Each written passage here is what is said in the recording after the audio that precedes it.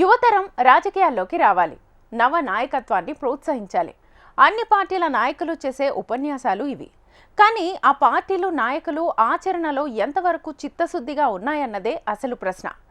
ప్రస్తుతం అధికారంలో ఉన్న తెలుగుదేశం పార్టీలో యువ నేతల పరిస్థితి అగమ్య గోచరంగా మారిందట. ఉమ్మడి కడప జిల్లాలో ఎన్నికలకు ముందు ఒక పరిస్థితి, ఇప్పుడు మరో పరిస్థితి కనిపిస్తోందట.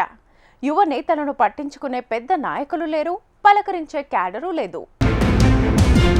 కడప జిల్లా తెలుగుదేశం పార్టీలో యువ నాయకత్వం కనిపించడం లేదు. ఒకప్పుడు టీడీపీ జాతీయ కార్యదర్శి లోకేష్ టీమ్గా ప్రాచుర్యంలో ఉన్న యువ నేతలు ఎన్నికల ముందు పార్టీ కోసం తెగ కష్టపడ్డారు. కార్యకర్తలకు అండగా నిలిచారు. వైసీపీ ప్రభుత్వంతో అనేక సందర్భాల్లో అనేక మార్గాల్లో పోరాడారు. వీరిలో కొందరు పోలీస్ కేసులు ఎదుర్కొన్నారు. జైళ్లకు సైతం వెళ్లారు. తమ ప్రభుత్వం అధికారంలోకి వస్తుందని, యువ నాయకులమైన తమకు పార్టీ పెద్దపీట వేస్తుందని ఉర్రూతలూగారు. కానీ ఎన్నికల తర్వాత వీరు అనుకున్నదంతా తారుమారయ్యింది. వీరి భ్రమలు తొలగిపోయాయి. ఈ పరిస్థితుల్లో వారు తాము తెలుగుదేశం పార్టీ నాయకులమని చెప్పుకోవడానికి భయపడాల్సిన దుస్థితులు ఏర్పడ్డాయట. ఇది ఉమ్మడి కడప జిల్లాలోని యువ నాయకుల దీనస్థితి. 2024 ఎన్నికలకు ముందు జమ్మలమడుగు నుంచి యువ నాయకుడైన చదిపిరాళ్ల భూపేష్ సుబ్బరామిరెడ్డి, ప్రొద్దుటూరు గండ్లూరు ప్రవీణ్ కుమార్ రెడ్డి, బద్వేల్ నుంచి కొనిరెడ్డి రితీష్ కుమార్ రెడ్డి, రైల్వే కోడూరు నుంచి పంతగాని నరసింహప్రసాద్లతో పాటు రాయచోటిలో సుగువాసి ప్రసాద్ బాబు, రాజంపేటలో జగన్మోహన్ రాజు వీరంతా తెలుగుదేశం పార్టీ తరపున అప్పటి వైసీపీ ప్రభుత్వంపై పోరాడారు. లోకేష్ వయస్సుకు ఇంచుమించు సమకాలీకులైన వీళ్లంతా చంద్రబాబుకు కూడా వీర విధేయులుగా ఉన్నారు. జమ్మలమడుగు టీడీపీ అభ్యర్థి భూపేష్ రెడ్డి అని మొదటి నుంచి అధినాయకులు బహిరంగ సభలోనే ప్రకటించారు. మారిన పరిణామాల నేపథ్యంలో భూపేష్ రెడ్డి చిన్నాన్న ఆదినారాయణ రెడ్డి బీజేపీ అభ్యర్థిగా జమ్మలమడుగులో పోటీ చేసి గెలుపొందారు. ఆ తర్వాత భూపేష్ రెడ్డి నియోజకవర్గ ఇన్ఛార్జిగా ఉన్న నామినేటెడ్ పదవి గాని మరే ఇతర ప్రాధాన్యత గాని ఇవ్వకపోవడంతో భూపేష్ రెడ్డి రాజకీయ చదరంగంలో ఎటూ కాకుండా మిగిలిపోయారని ఆ నియోజకవర్గంలో చర్చలు కొనసాగుతున్నాయి. ఇక మరో యువ నాయకుడు రితీష్ రెడ్డి పరిస్థితి కూడా అలాగే ఉంది. దివంగత బిజివేముల వీరారెడ్డి రాజకీయ వారసుడిగా రాజకీయాల్లోకి వచ్చారు. బద్వేల్ ఎస్సీ రిజర్వ్డ్ కావడంతో బీజేపీ అభ్యర్థిని గెలిపించే బాధ్యతను రితీష్ రెడ్డికి అప్పగించారు. అక్కడ బీజేపీ అభ్యర్థి ఓడిపోయారు. అయితే ఆ నియోజకవర్గానికి అధికారికంగా రితీష్ రెడ్డి ఇన్ఛార్జిగా ఉన్నారా లేదా అన్నది కూడా ఇప్పటికీ స్పష్టత లేదు. ఆయనకైనా నామినేటెడ్ పదవుల్లో అవకాశం వస్తుందేమోనన్న ఆశ కనిపించడం లేదు. టీడీపీ కూటమి అభ్యర్థుల్ని గెలిపించడం కోసం వారు కోట్ల రూపాయలు ఖర్చు చేసుకున్నారట. తమ నాయకుడు రితీష్ రెడ్డికి గుర్తింపు లేదని ఆయన శ్రేణులు, అనుచరులు ఆవేదన వ్యక్తం చేస్తున్నారు.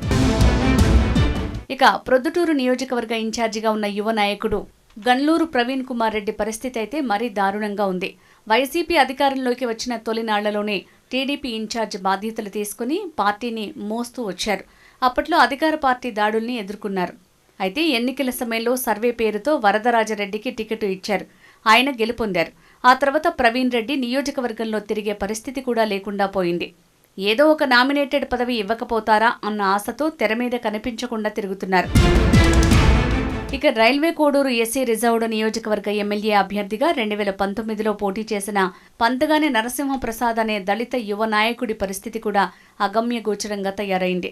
2024 ఎన్నికల పొత్తులో భాగంగా ఆ స్థానాన్ని జనసేనకు కేటాయించారు. ఎన్నికల ఏడాది ముందు వరకు వైసీపీలో సర్పంచ్గా ఉన్న అరవ శ్రీధర్ జనసేన ఎమ్మెల్యే అభ్యర్థిగా పోటీ చేసి గెలుపొందారు.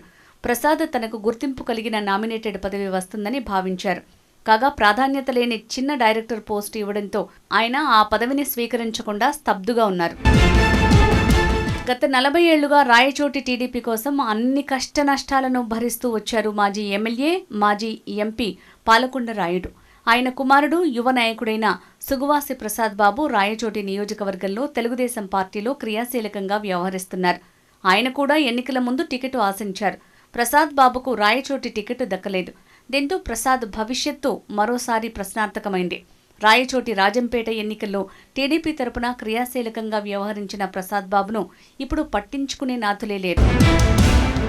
ఇక రాజంపేట తెలుగుదేశం పార్టీ అనధికార ఇన్ఛార్జిగా వ్యవహరించిన జగన్మోహన్ రాజుకు టికెట్ ఇవ్వలేదు. కనీసం అధికారిక ఇన్ఛార్జిగా కానీ మరే ఇతర నామినేటెడ్ పదవి కానీ ఇవ్వలేదు. ఉమ్మడి కడప జిల్లాలోని ఈ యువ నాయకులంతా గత కొన్నేళ్లుగా నారా లోకేష్ టీంలో క్రియాశీలకంగా కొనసాగారు.